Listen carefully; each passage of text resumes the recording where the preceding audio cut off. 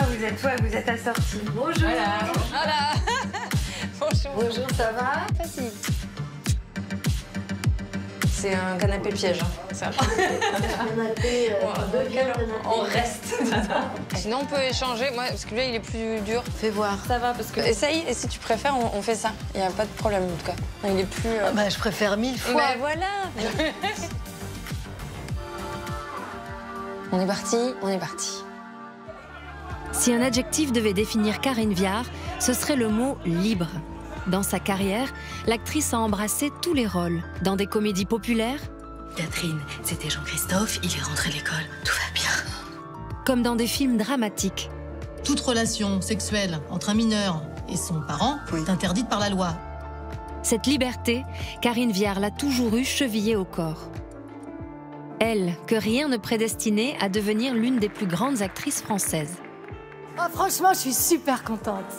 Abandonnée par ses parents et confiée à ses grands-parents dès le plus jeune âge, cette Normande a surmonté ses difficultés et beaucoup travaillé pour saisir son bonheur. Un épanouissement sur le tard dont elle compte bien profiter et dont elle nous parle avec son franc-parler légendaire. Quand on vous voit, on se dit que la cinquantaine, elle peut être belle et épanouie. Est-ce que vous avez conscience que vous portez aussi ce message-là? Ah non, je ne pense qu'à moi, je vais vous dire. Je ne pense qu'à moi, je pense être la plus heureuse et la plus joyeuse possible. Et en vieillissant, on se débarrasse, on se délaisse de pas mal de choses. Je trouve que les enfants sont très anthropophages, pour les couples, mais aussi pour les mères, qu'on s'impose beaucoup, qu'on est très tyrannique avec ça, qu'on est très perfectionniste, que les enfants nous sucent la moelle, et que, ben voilà, quand ils sont grands, qu'on n'est plus dans un lien d'inquiétude, je trouve qu'on retrouve quelque chose de sa liberté, de son désir, de son énergie. Et en plus, je vais vous dire, moi, à mon âge, je suis beaucoup plus heureuse que je ne l'ai jamais été, en fait. Physiquement aussi? Bah, physiquement aussi, ouais, je me connais mieux, je suis plus libre, je fais du sport, je suis contente.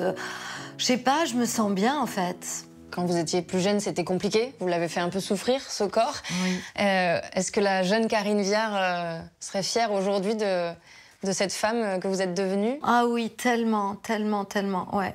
C'est là où le travail sur soi compte, en fait. Moi, j'étais boulimique. Bon, alors ça s'impose, mais quand systématiquement, tous les jours, tu te dis « Ah, t'es dégueulasse, t'es grosse, mais qu'est-ce que tu crois, gna gna gna ». Au bout d'un moment, il faut pouvoir se dire « Et si j'arrêtais de me parler comme ça, en fait ?» Est-ce que je parlerais comme ça à ma meilleure amie qui viendrait me voir en me disant « J'ai pris 3 kilos, regarde, je suis dégueulasse ». Tu lui dirais « Oui, c'est vrai, t'as pris, mais écoute, détends-toi avec ça et ça va partir gentiment ».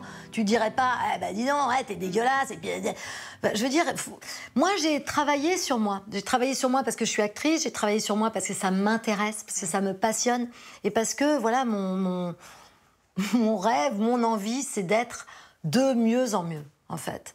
Et d'habiter ce corps et d'habiter cette vie jusqu'à preuve du contraire. J'en ai qu'une, le mieux possible. Donc, je me suis débarrassée des choses, c'est vrai. J'ai appris. On sent qu'il y a un vrai goût et amour pour la liberté. Est-ce que ça a toujours été le cas? Ça a toujours été le cas, ouais. Ça, c'est l'avantage d'avoir été abandonnée. C'est que j'ai pas eu des parents à qui j'ai voulu plaire. J'ai été très seule. Et la tristesse de cette solitude a pour corollaire une liberté, un droit de penser comme je pense et une originalité de pensée que je chéris tous les jours.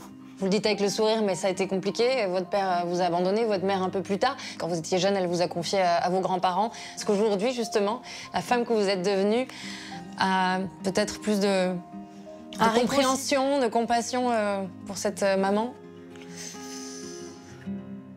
C'est un vaste sujet.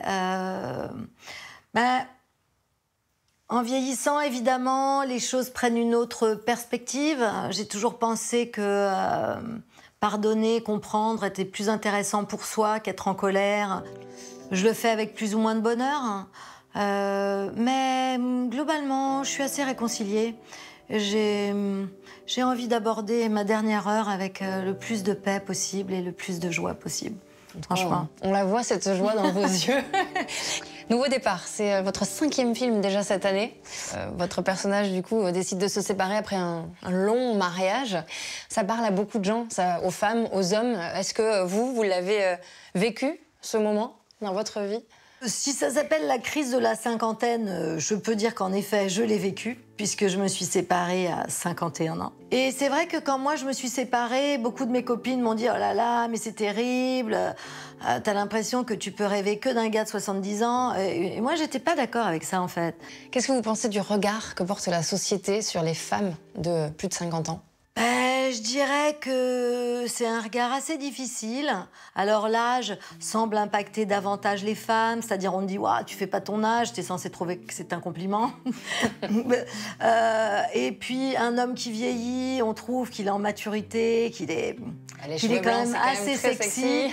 Alors que la femme à cheveux blancs, à moins d'être vraiment ultra bien faite, c'est déjà un signe de déchéance.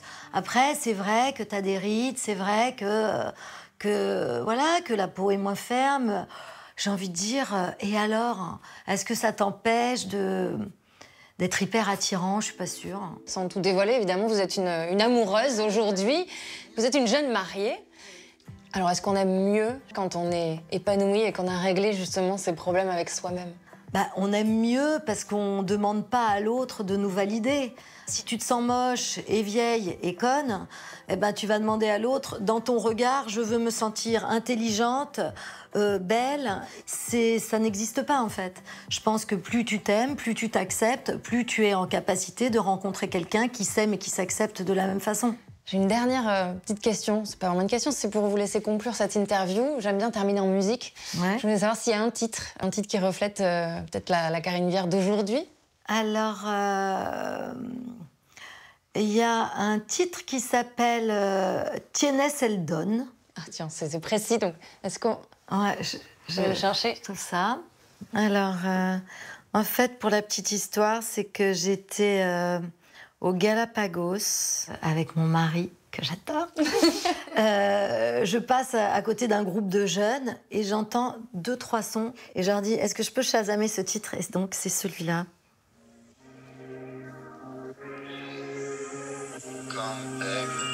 Vous l'écoutez tout le temps maintenant? Je l'adore. J'adore ce titre. En tout cas, c'est celui qui m'est venu, là. Je vois, du coup, l'ambiance. Merci beaucoup. Merci Karine. à vous. On s'embrasse. Merci beaucoup. C'est bon? Merci, c'était super.